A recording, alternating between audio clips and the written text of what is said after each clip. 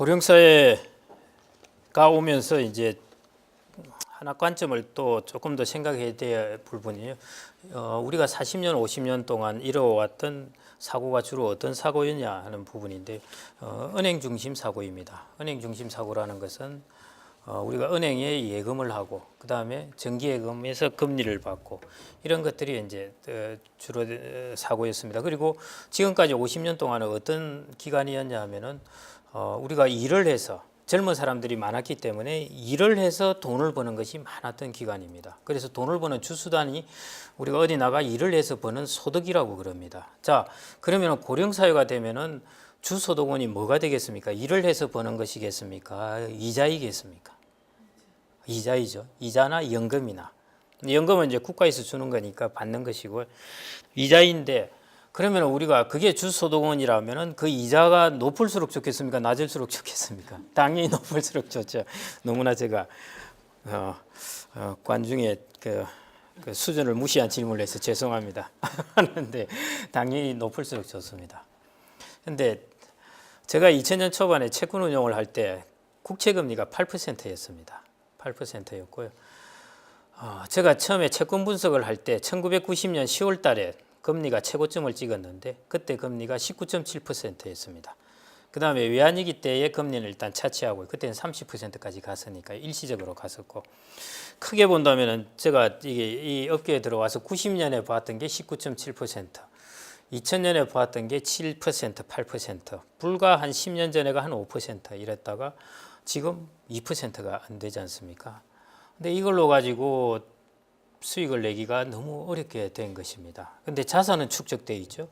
근데 자산이 축적되어 있는 것에서 1%를 수익을 추구하는 게 더 효율적입니까? 당연히 5%를 추구하는 게 효율적이겠습니다. 5%를 추구하는 게 효율적이죠. 제가 여기서 말씀드리고 싶은 것은 이제 그런 사고를 가지자는 것입니다. 이거를 그래서 5%를 추구하기 위해서 실제로 어떻게 뭘 해야 되느냐, 우리가 투자를 어떻게 하고 그 다음에 어떤 종류의 투자를 하고 이런 거는 뒤에 가서 고민을 해봐야 되겠지만은 일단 우리의 마음 자세를 어떻게 가지냐 하는 것이냐 하면은 내가 자산이 이렇게 많이 축적되어 있는데 이렇게 축적된 자산에서 내가 높은 소득을 가급적 높은 수익을 올리도록 한번 고민을 해보자는 것들로 이제 사고를 전환을 해야 된다는 것입니다. 그게 여기서 말씀드린 바로 우리가 사고를 예금적인 사고, 그다음에 이제 부채 중심 사고라고도 할 수도 있는데 왜냐하면은 은행에 의존하는 사고니까 그런 사고 방식에서 우리의 자산을 운용하는 자본 중심의 사고를 좀 이제 바꾸자는 것, 그게 초점이라고 보시면 될 것 같습니다. 말씀드릴 때 한번 보시죠. 일본 같은 경우에는 연령대별 자산 보유 현황을 보시면은 거의 60세 이상이 많은 자산을 가지고 있습니다. 저축의 58%도 60세 이상이고 유가증권의 70%도 60세 이상이 가지고 있습니다. 그러니까 뭐 우리나라도 마찬가지입니다. 이걸 미국도 마찬가지고 미국도 보시면은 가구주 연령별 순자산을 보시는데요. 30대, 40대, 50대, 60대, 뭐 70대 이렇게 쭉 나와 있는데 2011년 같은 경우 보면은 35세에서 44세 사이가 순자산이 100이라면은 65세에서 69세는 그거의 5.5배가 됩니다. 그러니까 자산을 훨씬 많이 가지고 있는 것이죠. 우리나라는 이전에는 주로 35세, 44세라는 이런 기간이 우리나라의 기간이었습니다. 일을 해서 돈을 벌어서 주로 소득을 만드는 것인데 앞으로 이루어질 세상은 이 65세에서 69세에 있는 이런 쪽 순자산이 그 35세에서 44세 미국을 예를 들면은 그거의 5.5배나 되는 순자산을 가지고 있는 이런 세상이 고령 사회가 된다는 것입니다. 그래서 그런 부분에서 이제 그 수익률을 높이는 그런 사고를 가지는 것입니다. 국가적으로 한번 살펴보겠습니다. 앞으로 우리나라의 이제 GDP 성장률은 떨어집니다. 그거는 이제 국가가 늙어간다는 뜻입니다. 생산 인구가 감소하고 이러기 때문에 GDP 성장률은 장기적으로 지금보다 더 떨어지게 되어 있습니다. 들어 있는데, 자 앞으로 이제 우리는 생산은 많이 했는데 이제 돈은 많이 가지고 있습니다. 국민연금이 지금 돈을 한 600조, 650조 정도 가지고 있죠. 국민연금이 가지고 있는데 그게 최고점에 가면은 한 2,500조 원 정도를 가지게 됩니다. 국민연금 제도 변화에 따라서 더 많을 수도 있는데요. 지금 국가가 많은 돈을 가지고 있습니다. 국민연금도 그렇고 각종 기금에도 그렇고 퇴직연금에도 그렇고 이런 돈을 가지고 있는데 결국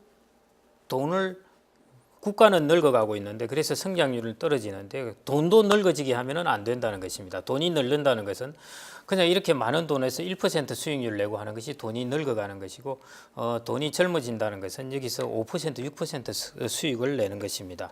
미국 같은 경우는 이미 우리나라보다 훨씬 일찍 저성장에 들어갔죠. 미국은 옛날부터 3% 정도가 일반적인 성장률이었습니다. 그럼에도 불구하고 미국의 기금이라든지 미국의 퇴직연금 이런 데 수익률을 보면은 연 7%씩 이렇게 납니다. 성장률이 그렇게 낮은데도 불구하고. 그래서 우리도 성장률은 이렇게 떨어지지만은 자산의 수익률을 높여야 되고요. 그거는 국가적으로도 중요하고 그 다음에 개인적으로도 그 부분은 되게 중요한 부분이라고 보아집니다.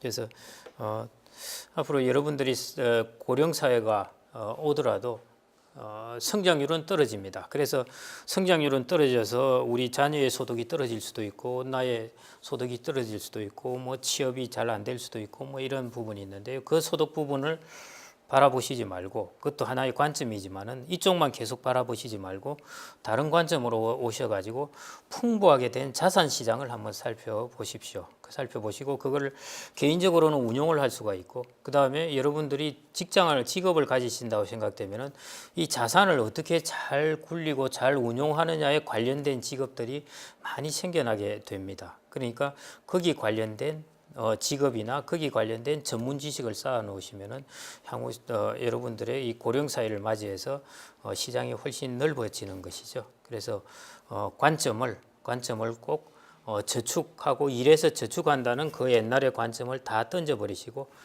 지금 향후에 한 4, 50년 동안 일어날 것은 이 커져가는 자산 시장 이 부분을 여러분들이 어떻게 잘 활용하느냐 이런 쪽의 관점을 가지시는 것이 앞으로 필요할 것 같습니다. 감사합니다.